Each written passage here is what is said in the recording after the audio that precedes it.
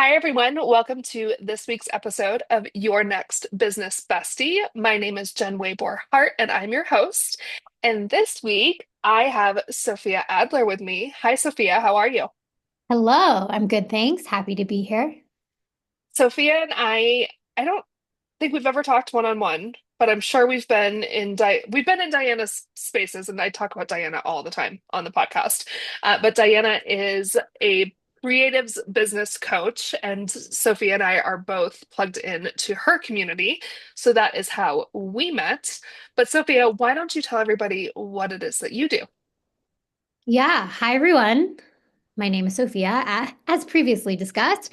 I live in Santa Fe, New Mexico. I'm a born and bred New Yorker, a proud born and bred New Yorker. I am the founder of Sofia Adler Wellness, a space for people to be their very practical and reasonable and logical selves while also living an energetically alive and spiritually guided life. And what that means is I offer an array of different energy-based modalities from emotion code and Reiki to astrology, and help people cultivate the parts of themselves and the parts of their lives that largely live in the unseen. I love all of that. I mean, I imagine when, Sophia's 5 years old, you're not saying that I'm going to grow up and be an energy healer. So No, no. let's talk about the journey to get here. Yeah, it's so funny. I've never thought about this on a podcast before, but what just came to mind is me at like 10 or 11 sitting at my dad's computer after the dial-up internet went through, and I was obsessed with sea turtles. Like I wanted to be a marine biologist at one point. Um, it's you really nailed it with being like, I don't think Sophia at 5 thought that she would be here. No, I often say if you had asked my 18-year-old or 20-year-old self where I'd be or tell her where I am now, I think she would be confused, honestly. Same. Um, yeah, Absolutely. yeah, she'd be like, weird. Okay. Yeah. Um, I am the weird one of my friends. That's my word, not their word, to give them credit. But my friends are lawyers and HR professionals and museum curators and consultants, and here I am. I am an only child, and my parents got divorced when I was 23. And for whatever reason, that was my breaking point. It Mm. totally shattered me. Um, Divorce isn't easy for anyone, child, parents, regardless of situation. And I found myself at a place where I was desperate to feel better, and I had no idea how to do that. And it started a very unglamorous, honestly, path of following the breadcrumbs and trying things that made me feel good and exploring, what helped. And that was really the start of my spiritual journey I think the best way to say it would be when my outer world, my physical world, felt like it was failing me and breaking down. I, like many people, was forced to look within and find something new and something different. I realized that I was in control of my life and my happiness, and the rest is truly history. I am, Sophia Adler Wellness exists for both me today and a version of me in the past, which is I will forever be an ambitious and practical, go-getting, born and bred New Yorker. And also, I know that there's more going on here. And I Mm. think everyone deserves to live a life that is truly alive and includes the magic and the wonder of being aware of spirit and energy and the universe. And it's like an honor and a real passion point to be able to help people bridge our many worlds. I always say it. We're Yeah. souls first and humans second. Um, and I say this all the time, like, I don't know who I would be if my parents hadn't gotten divorced. Maybe I would be exactly where I am now, but the path would have been different. Um, but yeah, I really feel like this way of life, this path, it found me and it found me out of necessity and requirement rather than, stumbling upon it one day. Funny because I feel the exact same about my journey with energy and spirit and all of that. Because I mean, I dabbled with astrology, I would say, up until my mid to late 20s, but it wasn't until my outside world had crumbled and I found myself moving across the country. I'm from New England and now live in Mhm. Colorado, that I tapped into this different way of life. And it's definitely continued to grow in the last few years, but I loved like you always hear like you have to go inside when the outside is hard, but really like connecting to spirit and energy and figuring out how to talk to people about it too. I think that's something I still struggle with is like my own Totally. beliefs around spirit and energy and people not thinking I'm the weird one or the crazy one. But sometimes it's okay to be the weird one or the crazy one. Yeah, damn straight. I mean, I love it. yeah, it's so interesting because I am someone who feels out of place and weird in an intensely woo-woo Mm, environment. And I don't mean woo-woo and derogatory at all, but like, there are people that are way more spiritual than me, or the way they yeah. express it is like their full embodied way of life. And so I, as an astrologer, as an energy healer, working with tons of different modalities, um, I in those spaces feel out of place. Mm, And equally, in places where people are completely literal and to the point and have no idea what yeah. energy is or have never heard of astrology or whatever, I also feel out of place. And so I think you bring up a great point, which is you can have an energetically guided and energetically influenced, a spiritually inclined life without having to give up what it means to be human, Like I think Yeah. people miss the mark when they try and completely rid themselves. Yes. When they try and completely get rid of the parts of self that are like we're souls in a human body. We're meant to have a human experience. We're meant to be practical and logical and use our minds Yeah. and like in ways live a linear life. And also we are these wildly powerful energy-based beings. And so how do you Oh, I think bridge? that's yeah. Because I think there's this assumption, just like I consider myself a witch, and the stereotype for being a witch is somebody that's got altars everywhere. And I think I would love to have an altar, but I also have cats, so there's no altars in this house. Yes. Yeah, I feel But you. there's like this stereotype of being a spiritual or energy driven person, and I think I even still feel like I don't quite fit there, but that doesn't make it any less of where I do fit, even though sounds like we're very much aligned in the fact that sometimes that makes you feel like you don't fit Hmm. on either side. But Yeah. let's back up. What were you doing for, I know early 20s, but what were you doing for work before before the divorce happened?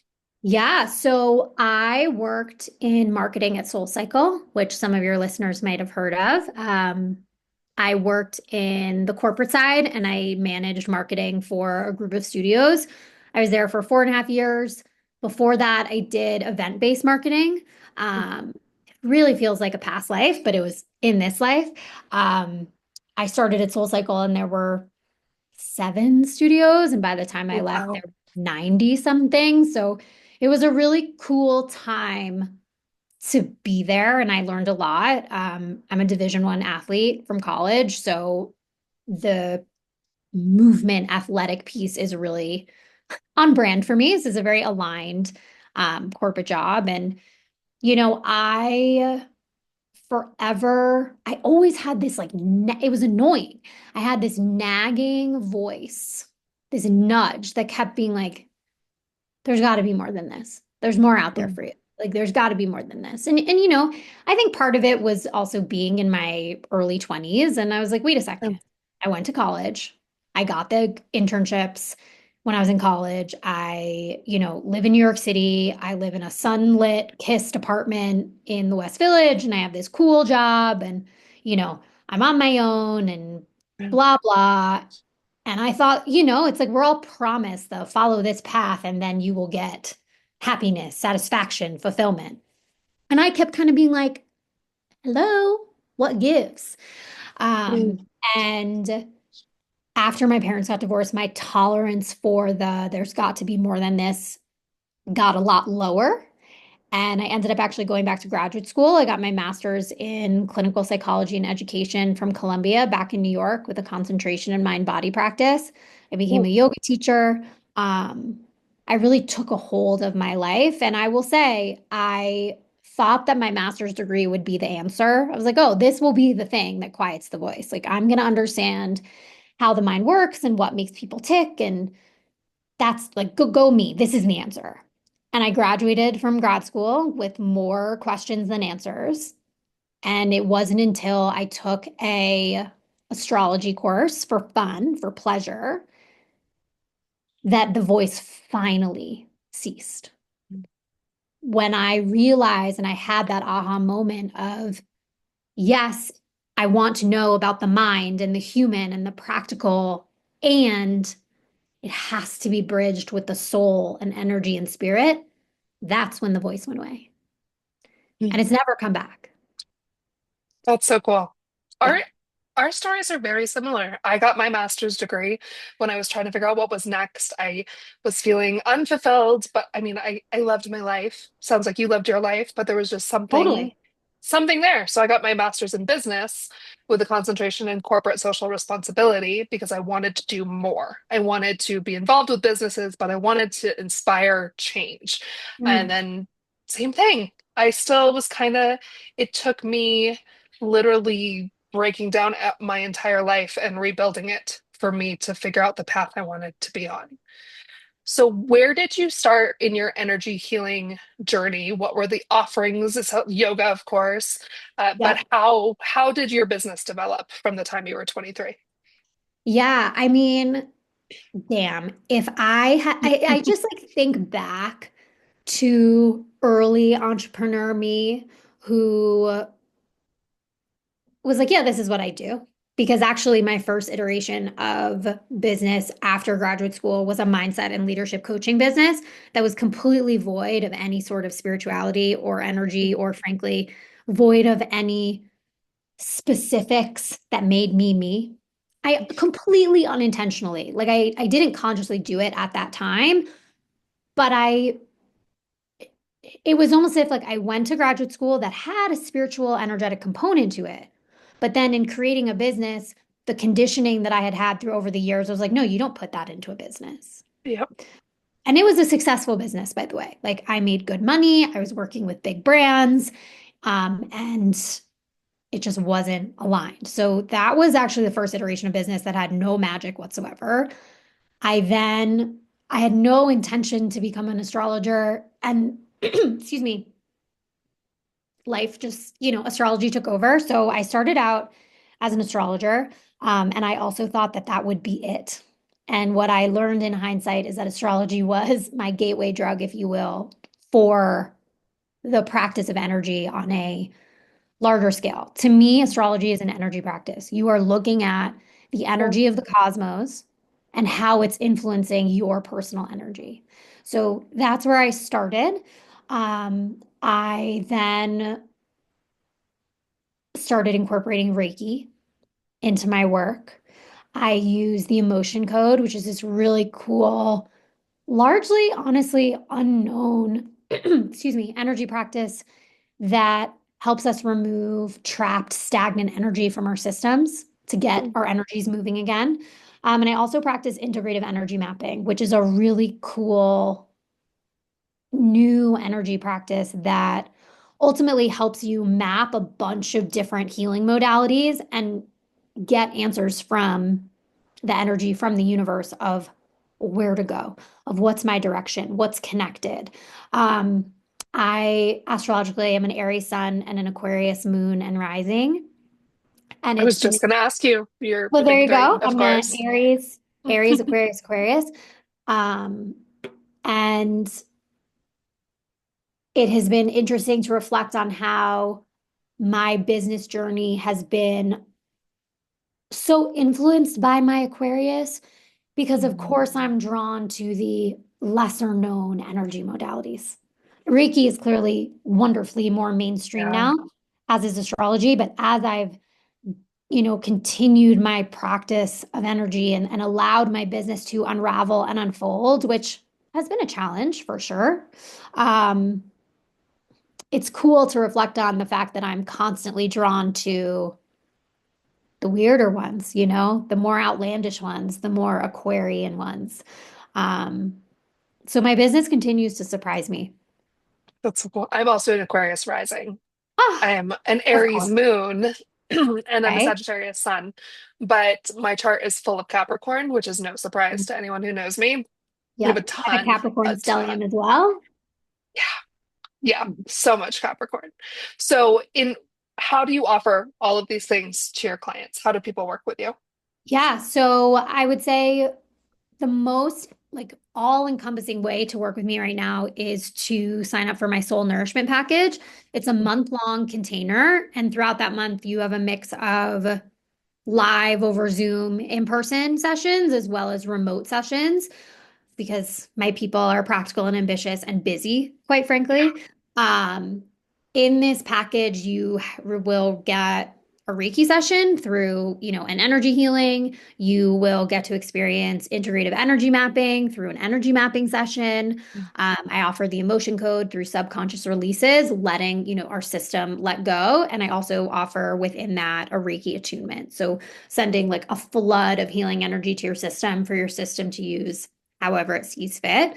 And in addition to that, I offer single sessions for almost all of the different modalities that I use. And so if people are more interested in kind of trying out one different thing for size, they can explore and dive in with me there. Who do you typically, you touched on it kind of. Who do you typically work with? What kind of clientele do you typically see, or do you seek out? Either way.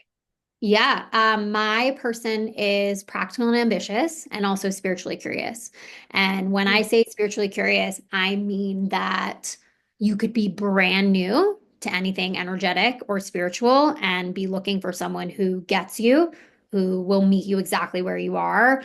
One of my biggest pieces of feedback from clients is always my ability to communicate what is coming through, regardless of modality, and make it digestible and easy to understand. Mm. And spiritually curious also, refers to the person who is deep in spirituality and deep in many different modalities and is curious about what the universe has to say, about what the energy has to offer for their life, for their situation, for something that they're contemplating or going through. I always say not understanding something doesn't have to be a red flag. And in the world of energy, isn't a red flag because it's said, and nobody knows for sure, but it's said that our minds can only process 5% of this universe and our human experience, which is pretty remarkable. So to me, when I hear that, I'm like, great. So not understanding something means that I'm accessing that greater 95% Yeah, that my sweet mind, which is so good at so many things, could just never. that's so cool. Let's shift gears a little bit. Let's talk general entrepreneurship. Mhm. What's it like to be, to go from a more stereotypical job, right? Let's call it that, to this space that a lot of people don't understand, for better or for worse. What is it like being an entrepreneur in the energy space? What has that development felt like through your years of business? Yeah. I want to be conscious of my words here. So I'll say that entrepreneurship in the energy field is one big personal growth experience every single day. Um, there's no rules in this space. And so it's what you make of it. On the one hand, in comparison to a corporate job, there's way more flexibility. It's also really easy to be infinitely more efficient with how you work, what you need to get done. You have a choice of what you sign in to, and what you subscribe to in the sense of what are you going to do, what are you not going to do.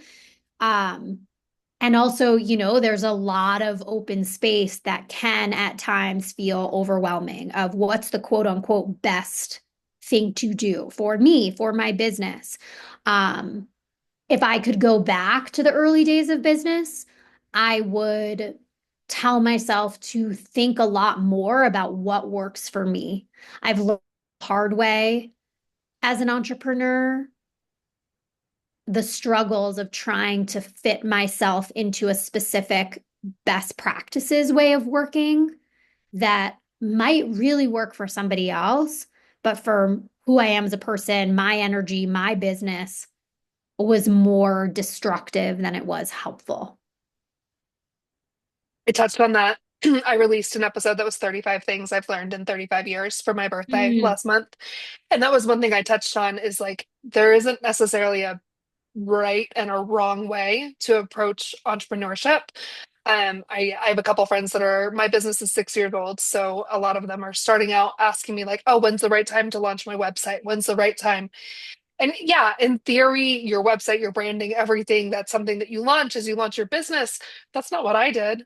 I had no idea what the hell I was doing. I started my business out of desperation, that period in my life when I was at rock bottom. So I started with a Facebook page, and it was basically like anybody who needed virtual assistant services. And it's completely changed into almost more of a coaching, it's career strategy space. But I didn't have a website for the first 3.5 years. And that worked for me. And occasionally, I look back, I'm like, oh, well, where would my business be if I'd done it the right way? It would probably be where it is now. It would just about would have been a different road to get there, and maybe a road that didn't align with me and align with my life because I wasn't in a position to invest a lot of money into a website or whatever. Or maybe it's how you set up your schedule. I know, like, there's some people I've met through Diana's group that during ski season, they don't work on like Wednesdays and Thursdays or whatever. There's less expensive lift ticket days. And I think as entrepreneurs, we really have to remember that that freedom and flexibility piece also means freedom and flexibility in how you do business as a whole. I mean, there's yes, some things that are right or wrong, but there's no timeline for entrepreneurship. You get to decide what works for you. totally. I think too, something that's not talked about enough in the entrepreneurial space for entrepreneurs who are coming out of a corporate environment, or let's say like a more traditional career path, learning how to decondition yourself from a corporate career is a huge piece of being an entrepreneur because I remember I was like, oh, okay, like I'm done with my corporate job. I have my own schedule. I do my whatever. I have the freedom and the flexibility. Yeah. But people don't realize or they don't prepare, they don't plan for the fact that that conditioning is ingrained in you and it lives in you even after you've left the building.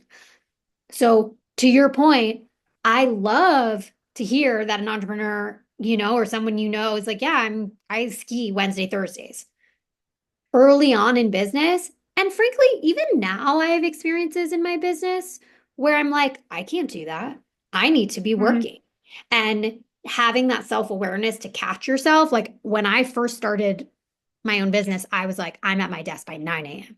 and I'm working until 5 or 6. First of all, people at desk jobs, most of them are not doing that. Meetings, walks, coffees, water cooler, right? And Yeah. I guess I would more say, as an entrepreneur, I've experienced unnecessary pressures I've put on myself that are irrelevant, or were not needed. And I think that if people normalize that going into entrepreneurship, it just makes things easier. Because I'm not saying, working from 9 to 6 every day is wrong. I have learned for myself that structure is my friend. I'm not as good with the loosey goosey side of entrepreneurship. So I create containers that keep me Yeah. grounded. But entrepreneurship is not the easier path. It's a different path. Absolutely. but it ain't the easier path.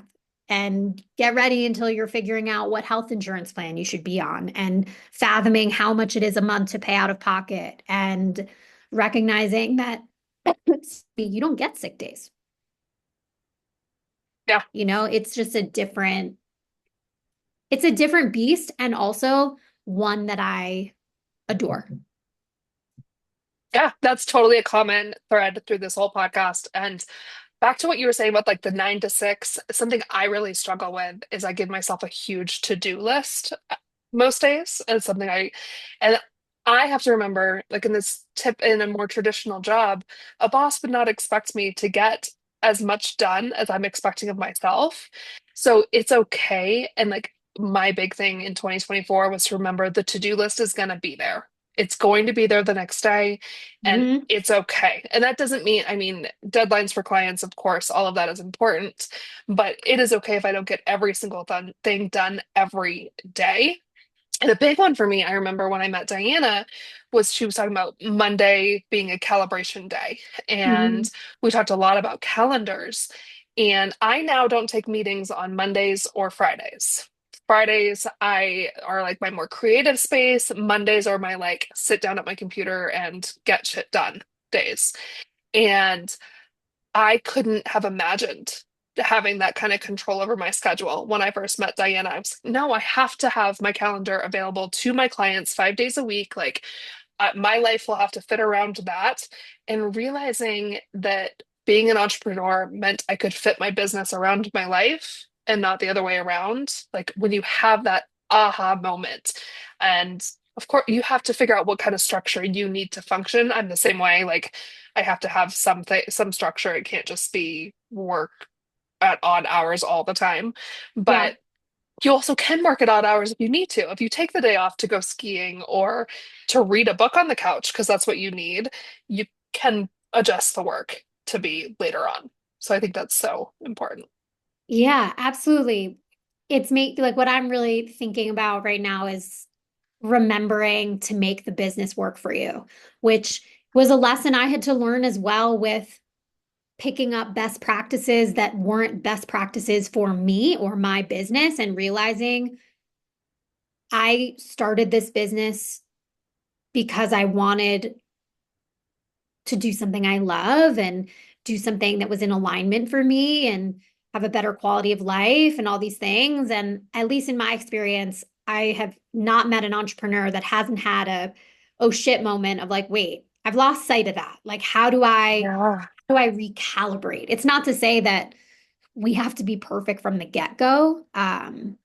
A phrase that I often think about is spiraling out and spiraling back in. Mm. And so I have found many times in my business, you spiral out, you take advice from other people, or you try these things and whatever. And it's always important to have those checkpoints of spiraling back in and remembering, why did I start this business? What does it represent for me? What was my why? And is my business a physical manifestation of that why? And if it isn't, what are the checks and balances I need to put in place to get back to that as soon as possible? What are those things for you? Um, I have done a lot of unlearning this past year around what I offer, how I offer it, and frankly, what I charge. Mm. I definitely got swept up for a bit in I have to charge this amount of money Yeah. for, I need to create this type of container, right? I have to have a high ticket. I have to, this is the way I have to tier out my pricing in order to make money. And I felt guilty for a long time because I couldn't like get behind that price. And there was a lot of like, oh, well, work on your worth and blah, blah, blah. And for many people, that's right. And for me, what I came to realize is I don't want to have those types of offerings. I don't, Yeah. like I don't want to charge those types of prices. I'm not saying I don't want to support myself, but just getting creative about the many different ways that my business can exist. And listen, that could change. I could turn around in 6 months and be like, no, high ticket, that offer, that long Yeah. term, that's what I want. But I had to learn to kind of get the audacity to say it can be a best practice, but it's not best for me. Mm. Yeah. I also went through a phase in business where I worked like 7 days a week and it sucked. I was not better at business. I was not making more money. It was a fear-based response. It was I'm my own boss. I'm an entrepreneur. I always could be doing something. And so setting boundaries with myself and giving myself, the space. I mean, like, I don't work on the weekends. Sure. Is that a hard and fast rule? No. Sometimes I do. But if I do, it's because I want to. It's Right not there because is such a I have key. to. Yes. Yeah. Yes. And then the work that you're doing on the weekends is more productive than the Yeah. work you thought you had to be doing. I went through the 7 days a week. I was working a full-time job, working my business 60 hours on top of that. And it was, I have to, I have to, I have to. But same thing, if I'm working on the weekend, it's because I feel really inspired to do something. And Yeah. that's like really high level, great work, or a client needs something and I've decided that I don't usually do weekend work for clients, but occasionally I will. But it's a lot more productive and meaningful work than just working to work. And by putting limitations on my schedule, my working hours are more productive by far. Yeah. I How agree. has your business changed? I mean, I did a complete rebrand in Mm, 24. It used to be Sofia Adler Astrology, and it was really painful to go through the experience of realizing I've outgrown just astrology. Astrology is still a part of my business for sure, and it's no longer the forefront of my work. It's a piece of my work. So rebranding to Sofia Adler Wellness and all that that entailed was a huge shift for me. And it was a shift for the immediate, but also for the long term, so that my business can grow with me instead of unintentionally hiding behind a modality, right? yeah, Instead of being like, yeah. astrology is this amazing modality. Here, I'm gonna, transmute it to you. Transformed my business to say, no, working with me is the amazing experience. And here are these tools that I am offering as a way to help you grow and expand and connect to the unseen. Let's talk about astrology. I love astrology to begin with. Yes. But we do have some listeners that probably don't know a lot about astrology. So let's use your own as an example. Mhm. What do you recognize in yourself knowing that you're an Aries sun, Aquarius moon, and Aquarius rising? Look at me go. Yeah, look What at you go. how does that help you understand how you work, how you exist personally and professionally? So, even just to like zoom out for someone who's listening to this that is like, I don't really know what astrology is. Yeah. Astrology is the study of what's happening in the sky and how it influences us on Earth. That's it. That's like the Love that. easiest way that Yeah. I can break it down. We are looking at the energies of the planets as it relates to our energies as humans, which is why I always speak of astrology as an energy-based practice. Um, I spoke to this a little bit before, but so my moon is what nourishes you, what feeds you, what makes you feel safe. Like Pavlov's hierarchy of needs fits under the moon in astrology. It is way more than just how you feel. Though of course it includes our emotions and our inner world. So my moon being an Aquarius, Aquarius is the rebel, the freedom seeker, the futurist, the visionary. Aquarius is very good at being anti-status quo and doing things differently. Combined with my rising sign is said to be how you move through the world, how people see you. Um, if you and I were to go watch the sunrise together, at some point we would be blinded by the sun. Our rising sign speaks to that same blinding. It's what people first see. And for some, it can be a distraction from our sun sign. But so to focus just on the Aquarius for a minute, I really see my Aquarian qualities in what I'm drawn to and the type of energy practices that I offer. As I mentioned earlier in our conversation, I'm drawn to the energy practices that people don't really know about or haven't heard of, Sure, it creates a bit of a challenge in terms of, as you mentioned earlier as well, speaking about it or trying to explain Yep. it. This is something like Reiki where people are like, oh yeah, I know what that is. Cool. Um, Also the esoteric is completely Aquarian, Mm. like at its core. Um, I've never talked about this in a podcast before, but Aquarians can also be a know-it-all and they can kind of have trouble relating to others. Maybe you can relate to that. A little bit. Um, And that has been a challenge for me at times in entrepreneurship because community is a huge piece of this job of being alone all the time and also for connections and networking and, both the practical and the spiritual or the energetic like support. Um, and that combined with my Aries sun, it's I have a moon in the 12th house, which for those listening, it's a very private, sensitive placement.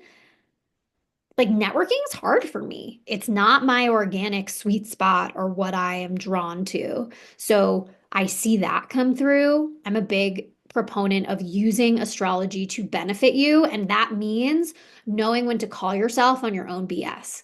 I Yeah. cannot blame astrology for a lack of comfort or a lack of organic kind of organic comfort, let's say, with Yeah. networking.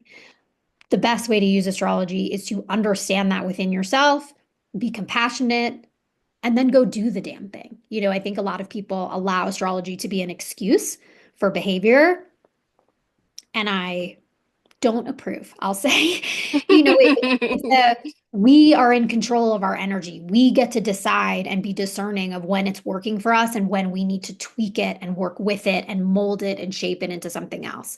As an Aries sun, our sun, for those listening, is our identity. It's our life force. It's how we shine in business. Aries is, or our sun rather, is usually what people see in us as a strength. Um, I take and have taken so many risks. I think to be an entrepreneur and hell, to start your own business in your 20s, you have to be a little blind. You have to be a little bit of let's go for it and jump in and make quick decisions. And, I'm now 35, I'll be 36 in a couple months. I can say I have learned where that Aries energy does not benefit me or as I was speaking to you earlier, where it would benefit me to pause, and even if it's uncomfortable, to sit and pause and think through something. Um, but I'm good at going for it. It doesn't mean that I don't have fear or I'm not a human. Um, but my Aries energy is great for having my own business because it requires leadership. It requires a confidence in self. It requires being comfortable with it being all about you. For me, once I started diving into astrology more, I just felt seen a Hmm. little bit more because being a Sagittarius sun, go off on adventures and, big, bold, and I am introverted Yeah. and I'm a really, really dedicated to work. And I never felt like Sagittarius sun quite fit. But Mm. once I started understanding more, and I've got a long way to go, but once I started understanding more of my chart and where other things were, it's like the puzzle pieces came together and I felt more seen by myself and all the Yes. Capricorn energy coming in. And that combined with human design, I'm a human design reflector. And that Oh, was like, you're yeah. a rare one. I'm not a human design expert, but by any means, but I do know that reflectors are the rare ones. I'm a projector in human design. Oh, I don't know a lot of projectors. Most people I meet are manifesting generators. I feel like I know a Yeah, I feel like lot of that. man gens. Yeah. But finding out I was a reflector and learning more about that, I was like, holy shit, this is me. This is who I am. This is how I exist in the world. And combining that with like, where does my drive come from? Where does the hard work? Like, I'm not the one to just throw caution to the wind all the time. But then when push comes to shove, I will like moving across the country or randomly I went and hiked the Camino and I just felt seen for who I am and it helps Hmm. me understand why I make the decisions I do. But it's also been interesting the differences between people that have the same sun sign because most people listening probably know their sun sign, Yep. but how the full chart can show how different, my daughter's a Leo sun. One of my best friends is a Leo sun, but they are very, very different humans. And by looking at that full chart, I start to understand where the decisions come from, where the drive comes from. I don't know, it's fascinating. I think Yeah, there's so you much nailed there. it. You nailed it. I think astrology is a beautiful practice, like human design, like, other energy modalities. It offers us a different language for understanding and navigating the human experience. I am anti-astrology when it is scary, when it is predictive, when it is demeaning, when it robs us from our power. But yes, astrology is a tool to help you see the full depth and capacity of who you are. I think as we get older, me too. It's easier to be like, this is who I am. This is what I like. This is, what I'm good at. This is what I'm bad at. And when you look at the chart on a whole, you're able to see all of the different energies and archetypes that make you who you are, that your soul chose to embody in this life and allows you to pull different strings and leverage different, aspects of self. That's for me the most interesting part of astrology. That is the juice. That is the magic. That is what makes it special.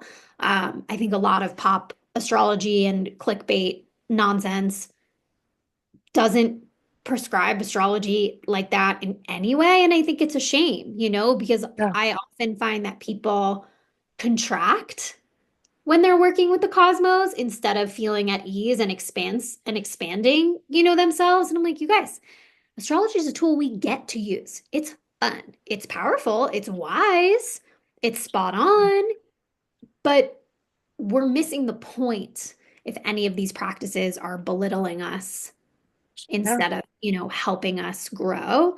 I'm curious, what house is your son in? Do you know? Oh, I can look at it while we keep talking and I can tell you in a second.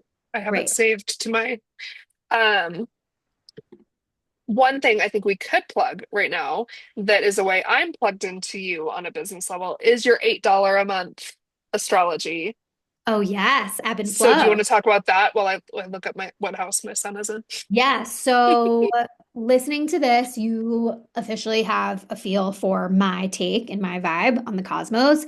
No BS, no fear, empowerment only. And I have a subscription astrology newsletter for $8 a month. It's called Ebb and Flow, and it is written with the intention to help you ebb and flow through your life. Because at the end of the day, if you know nothing about your specific, astrological info or energy, the most important thing to know from the planets is that you're a cyclical being. You're not supposed to be on all the time. You are meant to ebb and flow. So, having an understanding of the energies for the month ahead and how to work with them and to use them as a language or reflection point, I think is like name of the game, one of the best ways to work with astrology. If you don't have the time or the funds to do an hour-long astrology reading in depth, Ebb and flow is a really amazing way to get to know the planets and get to know how different astrological events are affecting you each month. So ebb and flow Yeah. is sent out on the first of every month. It includes the zodiac season for the month ahead, the full moon, the new moon, and if there's like a big astrological event like Mercury retrograde or whatnot, I'll throw that in there. But I also like to keep it really succinct because I think it's very easy to get overwhelmed and inundated with astrological info that it then you shut down. Me too. Yeah. You let go. So direct to the point, tangible, actionable astrological content and astrological content you can trust and kind of release any sort of doubts or questions that are living in your brain and taking up space. Ebb and flows for you. Anything big we're gonna see in January astrologically? Um, 2025 definitely proves to be, everyone will say like, oh, 2025 is like a big year astrologically. Um, I feel like every year is a big year astrologically. And also, Yeah. it's not that interesting when you remember that the planets are all about growth and change, right? Our Mhm. sweet humans, we want to be comfortable. Yeah. And the planets, For better or worse, they're not out to get us, but they don't give enough. We've got some planets shifting signs in January. We have a full moon towards the end of the month. So there's things moving, but nothing, that people need to brace or be like, oh my God, no Mercury retrogrades, no eclipses. Just at the end of the month, we'll move into Aquarius season. So the structures and systems and internal work that we have been doing, hopefully during Capricorn season, Mm. Aquarius comes along to say, okay, but make sure it's you. Make sure it's unique. Make sure that you're not recreating the past, but re-envisioning the future as we move towards spring and the astrological new year. Love that. My son is in the 10th house. It Okay, says 10 MC. cool. So this makes me curious if your sun is conjunct your midheaven. That's what MC stands for. But even if you didn't have a lot of Capricorn in your chart, the house in astrology, which is where we do the energy, um, 10th house is all about career and legacy and what we're known for. Mm. So even if you didn't have a lot of Capricorn, though, by the way, the 10th house is considered to be a Capricornian house. Capricorn 10th sign, 10th house, they're not the same, but they're definitely related. Your sun, how you shine, where you do, quote unquote, your shining, your self-expression, your individuality is in the part of the chart that has to do with career. It makes So, perfect sense. right? And it's also Yeah. interesting to consider, okay, you're a Sag, right? Like to be an entrepreneur, you have to take risks. You want freedom, you want Yeah. adventure. So it's interesting to consider how that Sagittarius energy maybe it doesn't show up in the traditional ways Mm. that that people often speak to and the keywords and whatnot, but how does your business and career and public life through what you do embody what Sagittarius is all about? Love that. We'll have to talk more. Maybe I'll Yeah. do an astrology reading. Um, I had one done by a woman in Bozeman who I also met through Diana's World. And she was like, Jen, your whole chart, like Pisces is your only like go with the flow sign showing up in your chart and it's holding on for dear life. And it wants you to just give it some attention, which was really funny. Oh, yeah, I love that. Right. Well, our time has gone really fast, but a couple more things I want to ask. Big question I always ask is what do you do when entrepreneurship gets hard? How do you stay aligned with your business? How do you keep going? What keeps you going when shit gets hard? I definitely feel my feelings. Okay, that needs to be named. It's not all roses and Yeah, butterflies and being strong. There's tears for sure. yeah, Um, I do energy work on myself and on my business because I think what people don't realize about the magic of energy is that it gives you something to do when the overthinking and the doing and the taking action is not the right step mm, and feels wrong or feels exhausting. So I often turn to the energy for information and guidance and nourishment, honestly, that my mind and my human could not do. yeah, Um, and I call a friend. I'm lucky to have friends who are also entrepreneurs, and I have found not letting myself suffer in a silo being the greatest gift I can give to myself because at least my narrative, and maybe some people listening or you can relate, my narrative can be, oh, I'm the only one struggling with this. yeah, Like it's a me problem. And then I talk to some friends and I realize, oh, this is not a me issue. This is like a life entrepreneurship thing. And if I can let it be part of a larger cycle, I will flow my way out of it. yeah.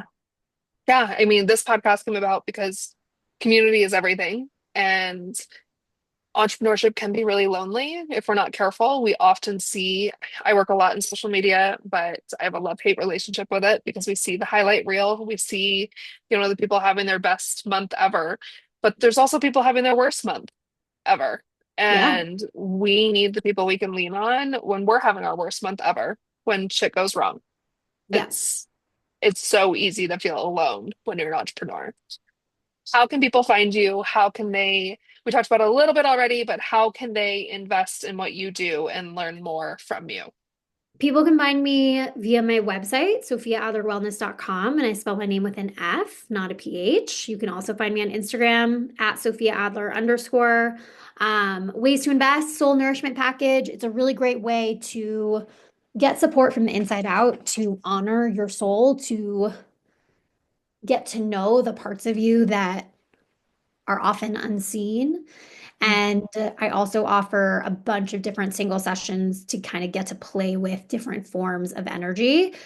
Ebb and Flow, as you so graciously mentioned, is an astrology newsletter that gets sent out once a month. I pride myself on having different offerings that really span the spectrum of investment so that regardless of where you're at, what you're interested in trying out, there is room for you within Sofia Adler Wellness, and there is space for you to get to know the energetic and spiritual side of who you are. I love that. And I think it's so nice to have ways to invest at every level. So it's beautiful that you offer that for Yeah, people. thank you. Anything else you want to talk about or share? I feel like we covered it. I feel like we really spanned the full spectrum. Awesome. Well, this has been a pleasure. I mentioned it when you reached out to be on the podcast. I was so excited because I started following you shortly after I started following Diana. She must have like tagged you in a story or something. So I have been following you for a long time and I've been getting your newsletter for a couple months now. And it's always a nice little check-in. So thank you for taking the time. I so appreciate it. Thank you. And It's been such a yeah. treat, truly. For those of you listening, if you want to find out more about what I do as a creative strategist, or if you're interested in being on the podcast, you can find me on Instagram at LifeJensWay, or my email address is jen@jensway.com, two N's on Jen always. And yeah, thank you so much again, Sophia. I'm looking forward to continuing conversations with you and getting to know you even more.